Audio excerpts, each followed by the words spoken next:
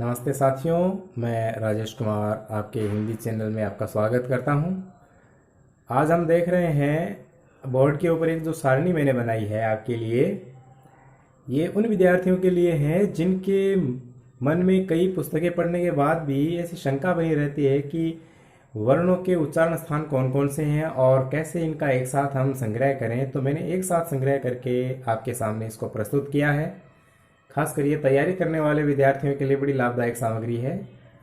तो ये एक जगह है, उच्चारण स्थानों का सार संग्रह आप देख रहे हैं बोर्ड पर, इसको उतार सकते हैं। तो इस चैनल में मैं आपको बताऊंगा कि पिछले वीडियो में हमने देखा था कि जो उच्चारण स्थान थे उनको मैंने चित्र के माध्यम से आपको समझाया था, और अब आप देख रहे हैं ये आपके उच्चारण स्थान यहाँ मैंने उतारे हैं और यहाँ पर वर्ण ध्वनि समूह है। तो इसमें बहुत ही आसान तरीके से इनको लिया है और पूरा सार छोटे से रूप में यहाँ पर समाहित कर दिया है। ये देखिए, सबसे पहले मैंने इसमें लिया है सारणी में वर्ण ध्वनि श्रेणी। ध्यान देंगे आप, वर्ण ध्वनि श्रेणी लिखा है यहाँ पर, और दूसरा क्रम उच्चारण स्थान, तीसरा वर्ण ध्वनियों का समूह है। इसमें पहले मैंने लिया है कंठ्य वर्ण। सबसे पहले हम पढ़ रहे हैं कंठ्य वर्ण। कंठ्य वर्ण का उच्चारण स्थान क्या है? उच्चारण स्थान कंठ है। कंठ का ही दूसरा नाम कोमल तालु है, और इनमें आने वाले ध्वनि समूह को एक साथ लिखा है। जैसे दो तो स्वर हैं, ए आ, फिर कै वर्ग है। कै वर्ग कंठ्य वर्ण की श्रेणी में है, आपको मालूम है। कै, ख, ग, घ और ये है ङ। ये कौन सा वर्ण है? ये है ङ, नासिक वर्ण। तो देखिए, ये कंठ्य वर्ण भी है और ये नासिक वर्ण भी है। इसके साथ ही इसमें दो वर्ण और हैं, विसर्ग और है। बता दूं कि विसर्ग और है दोनों वर्ण हैं, वे कंठ्य वर्ण भी हैं और साथ में दूसरे क्रम में भी आ रहे हैं, विशेष रूप से काकल्य वर्ण, काकल अलिजीवीय श्रेणी में। तो देखें, ये देखिए काकल्य वर्ण। काकल्य वर्ण का उच्चारण स्थान है काकल। काकल, इसका दूसरा नाम होता है अलिजिह्वा। काकल का दूसरा नाम है अलिजिह्वा। इसमें दो वर्ण है, विसर्ग और है। ध्यान दें, ये सामग्री आपके लिए अति लाभदायक है। मैं कहूँ कि खुदी को कर बुलंद इतना कि हर तकदीर से पहले खुदा बंदे से खुद पूछे, बता तेरी रजा क्या है। तो तैयारी करें कुछ इस अंदाज में कि आपके 100% अंक प्राप्त हो ही जाएं, उसमें कोई शंका न रहे और कोई आपके बाधा न आए। हिंदी में 100% लाना विद्यार्थियों के लिए नामुमकिन बन चुका है, लेकिन मैं कहूँ कि नामुमकिन नहीं, कठिन जरूर है, मुश्किल है, असंभव नहीं। आप चलते रहिए, क्योंकि जो निकल पड़े वे पहुंच गए। तो कंठ्य वर्ण, कंठ्य वर्ण का उच्चारण स्थान कंठ है। कंठ का दूसरा नाम कोमल तालु है, क्योंकि कंठ है वो कोमल हिस्सा होता है। इसमें ए आ, कै, ख, ग, घ, ङ, विसर्ग और है। इसके बारे में एक छोटी सी बात बताऊंगा आपको। ङ, ये देखिए, ये है ङ और ये है ड़, है ना। ये है ङ और इसके नीचे बिंदु लगाएं, ये होता है ड़। ये देखिए दोनों, ये है ङ नासिक के वर्ण और ड़ है क्या? उत्क्षिप्त वर्ण। ड़ और ढ उत्क्षिप्त वर्ण है। आगे हम व्यंजनों में पढ़ेंगे। हमने पहले भी देवनागरी लिपि में वर्ण विचार के प्रथम भाग में हमने इसको पढ़ा था। अब देखिए, उच्चारण स्थान की दृष्टि से सारणी में काकल्य वर्ण कई बार परीक्षा में आ चुके हैं कि काकल्य वर्ण कौन से हैं। काकल्य वर्ण में विसर्ग और है, इन दो को रखा जाता है। फिर तीसरे क्रम पर है जिह्वा मूलीय वर्ण। इनका उच्चारण स्थान क्या है? जिह्वा मूल, जिह्वा का मूल यानी नीचे का हिस्सा, जड़, मूल यानी जड़।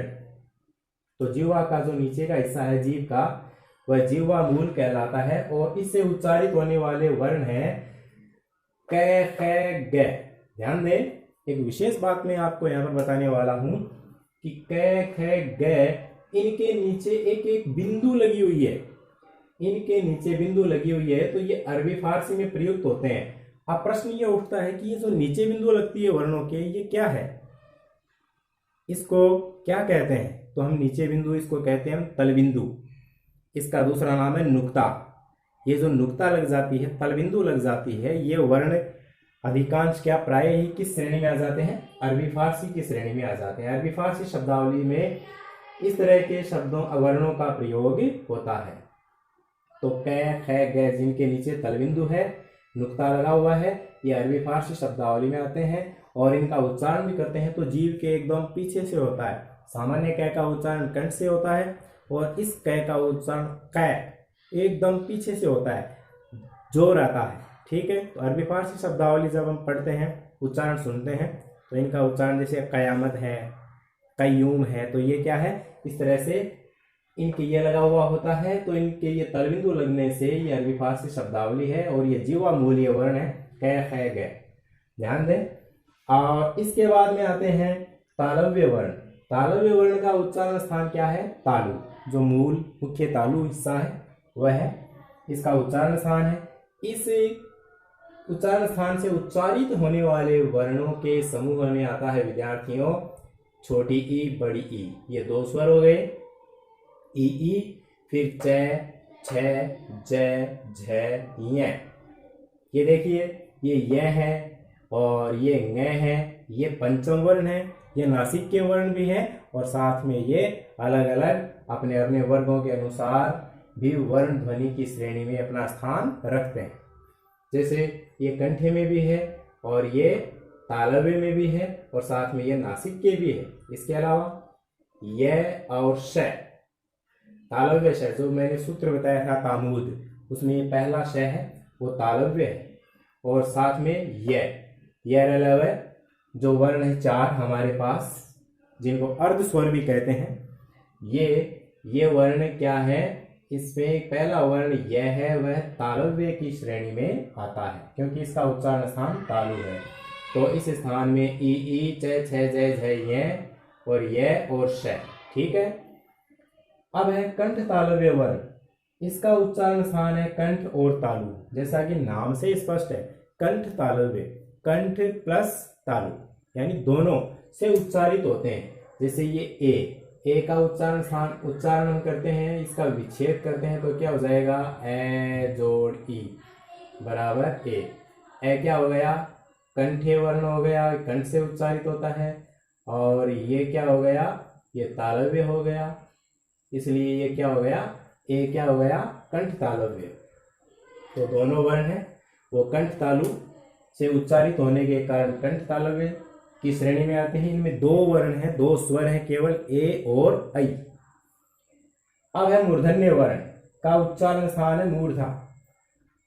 मूर्धा से उच्चारित होने वाले जो वर्ण है वे विद्यार्थियों री, ट, ठ, ड, ढ, ण, र और दूसरा श, जिसका उच्चारण स्थान क्या है, मूर्धा है। ये मूर्धा एक तरह से हम कहें कि एक कठोर तालु होती है, मूर्धा है वह तालु का कठोर भाग होता है। तो पूछा जा सकता है कि कठोर तालु किसे कहते हैं, मूर्धा को कहते हैं। अब लीजिए अगली श्रेणी में है दंत्य वर्ण। दंत्य वर्ण वे होते हैं जिनका उच्चारण स्थान दांत से होता है। इसमें एक लृ स्वर है जो संस्कृत में प्रयुक्त होता है, अपने हिंदी में नहीं आता, लृ, इसको हम छोड़ सकते हैं। इसके अलावा हमारे काम की सामग्री ये है कि तय वर्ग पूरा तय थ न और ल और स, ल और स दोनों वर्ण हैं, वे भी किस श्रेणी के हैं, वे दंत्य श्रेणी के हैं क्योंकि ये पूरा वर्ग है। इसका उच्चारण करते समय दांतों से जीभ का स्पर्श होता है। अब आता है बहुत ही इंपॉर्टेंट है, बड़ा महत्वपूर्ण है, वर्त्स्य वर्ण। वर्त्स्य वर्ण है, इनका उच्चारण स्थान वर्त्स होता है और ये वर्त्स का अर्थ होता है मसूड़ा। दंतमूल, जहां से दांत निकल रहे हैं मसूड़े में, उस हिस्से के जाकर के जीवा स्पर्श करती है इनका उच्चारण करते समय, इसलिए इनको क्या कहते हैं, हम वर्त्स्य वर्ण कहते हैं। इसमें न ल स, अब देखिए न ल स ये दंत्य वर्ण भी है और इनको अलग से एक श्रेणी दे दी गई है विद्वानों के अनुसार, वर्त्स्य वर्ण की श्रेणी, क्योंकि इनका उच्चारण स्थान विशेष रूप से क्या है, दंतमूल है यानी मसूड़ा है, वर्त्स है। इसमें तीन वर्ण विशेष है, न ल स। नेट की परीक्षा में भी ये प्रश्न आए हुए हैं कि निम्न में से कौन सा वर्त्स्य वर्ण है। एक बार आया था, न के लिए पूछा गया था। तो न ल से, और एक इसमें देखो ज, इसको भी माना जाता है, इसके नीचे भी एक नुक्ता लगी हुई है। ज, इसके नीचे देखिए बिंदु लगी हुई है, तल बिंदु लगी हुई है, नुक्ता। तो इसके उच्चारण में भिन्नता आ जाएगी, ज, ये एकदम से कंपन हो जाता है। सीधे सीधे हम बोलते हैं तो ज, जैसे जरा और जरा, अपने बोलते हैं ना जरा और जरा, ये जरा और ये जरा, देख रहे हैं आप। जरा, इस जरा का अर्थ हो जाता है बुढ़ापा, जिसमें तलबिंदु नहीं है। और जिसमें तलबिंदु यानी नुक्ता है, इसका उच्चारण हो गया जरा, ज कंपन युक्त हो गया, बिखर गई आवाज, तो इसका अर्थ हो गया थोड़ा सा। ठीक है, तो ये जरा और ये जरा उच्चारण सुन रहे हैं आप आराम से। तो जरा में क्या है, बुढ़ापा, और जरा यानी थोड़ा सा। तो ये अरबी फारसी के हैं, में शब्दावली में प्रयुक्त होता है ये ज खासकर, जिसके तलबिंदु लगी हुई है। बाकी ये तीन है वो इनमें आई गई अपने दंते में, और इस प्रकार से ये वर्ग से वर्ण की श्रेणी का एक समूह हो गया, न ल स और ज। इसके बाद में हम लेते हैं ओष्ठ्य वर्ण।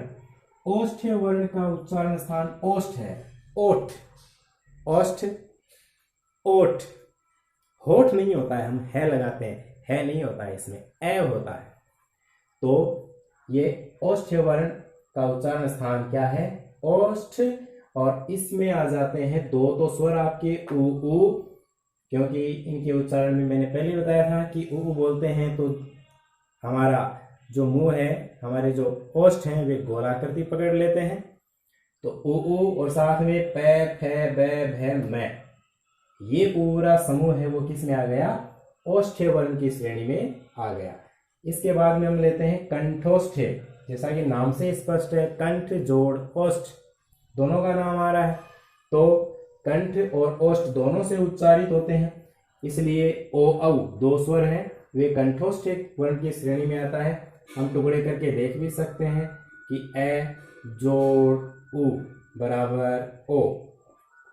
तो ए क्या है, ए है कंठ, ए कंठ है, और उ ओष्ठ से उच्चारित होता है, तो ये ओष्ठ्य हो गया। तो ओ और औ दोनों हैं, समान श्रेणी के होने के कारण किस वर्ग में आ गए, ये कंठोष्ठ्य वर्णों में गिने जाते हैं। इसके बाद में हम लेते हैं दंतोष्ठ्य वर्ण। कौन से वर्ण, दंतोष्ठ्य वर्ण। दंत जोड़ ओष्ठ, नाम से स्पष्ट है, दो का समूह है। तो वह, एक तो वह है, और एक ये जो अरबी फारसी में प्रयुक्त होता है फै, फै को बोलते हैं, वह को हम बोलते हैं तो हमारे नीचे का ओठ और ऊपर के दांत, इनका मिलन होता है, इससे इनका उच्चारण होता है ना, वह और फै। तो इस प्रकार दांत और ओठों का प्रयोग होने के कारण यह वर्ण कहलाए दंतोष्ठ्य वर्ण।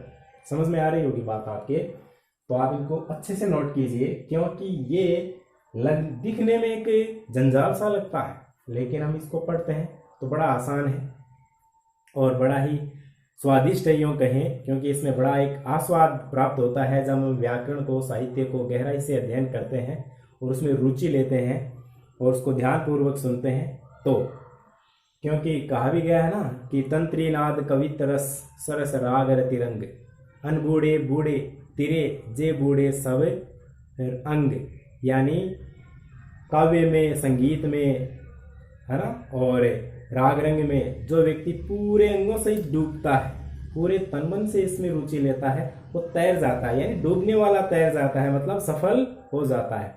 और जो ऊपर ऊपर तैरता है, सरसरी दृष्टि से देख करके, अध्ययन करके सब कुछ प्राप्त करना चाहता है, तो उसका सिलेक्शन संभव नहीं है ना, और वह डूब जाता है। तो इसका मतलब ये ऐसी चीजें हैं, अध्ययन एक विद्या एक ऐसी चीज है कि जिसमें जितना व्यक्ति डूबेगा, जितना गहराई में जाएगा, उतना वह तैरेगा, सफल होगा, और जितना वो ऊपर ऊपर तैरेगा उतना ही वह डूब जाएगा, मतलब उसे असफलता मिलेगी, चाहे वह पॉइंटों में क्यों न हो। तो उससे उबरने के लिए आप गहराई से अध्ययन करें मेरे संग। आइए आगे बढ़ते हैं।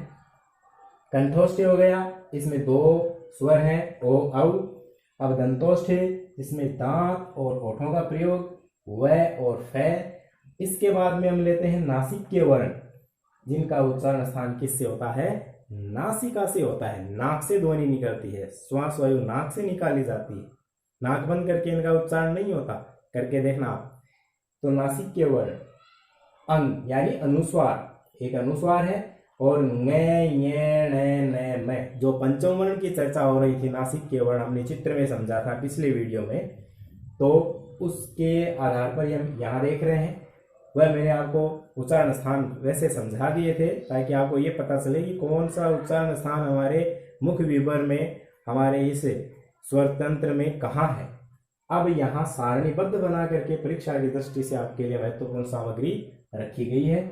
इसमें आपको पूरी उच्चारण स्थान संबंधित पूरी बातें इसमें मिलेंगी। देखिए, नासिक के वर्ण उच्चारण स्थान क्या है? नासिका, नाक, और इसमें अनुस्वार ये पंचम वर्ण, ये किस में आ जाते हैं? नासिक के वर्ण में। तो देखो, ऐसे देखें तो ये न है वो कंठ्य वर्ण में भी है, ये नासिक के भी है, और ये है वो आ जाता है आपके च छ ज ये तालु तालव्य में भी है, और ये दंते में भी है, और ये है आगे इसमें मूर्धन्य में है, ये दंते में है, और ये प वर्ग वाले ओष्ठ्य में भी है। तो इस प्रकार से इनके कई नाम एक साथ जुड़े हैं, लेकिन मूलतः ये क्या है? नासिक के वर्ण है, और अनुस्वार है वह इन्हीं से बनता है। इन्हीं का रूप है वो अनुस्वार में परिवर्तित हो जाता है। कहीं कहीं ये नहीं होते हैं तो भी अनुस्वार का प्रयोग होता है, वो हम संधि में देखेंगे, वहाँ संधि का नियम लगेगा और बड़ी आसानी से समझ में आ जाएंगे। जैसे हम अंक का विच्छेद करेंगे, दिनांक का विच्छेद करेंगे, संसार का विच्छेद करेंगे, तो वहाँ अलग अलग नियम प्रयुक्त होंगे अनुस्वार के। तो इस प्रकार से ये सारी चीजें क्या है? आपके लिए बड़ी महत्वपूर्ण है। ये वर्णों का उच्चारण स्थान एक सारणी के रूप में मैंने आपको समझाया है। तो इसके लिए आप अपने साथियों को जरूर शेयर करें, लाइक करें, सब्सक्राइब करें। धन्यवाद। जय हिंद। इसको उतारें।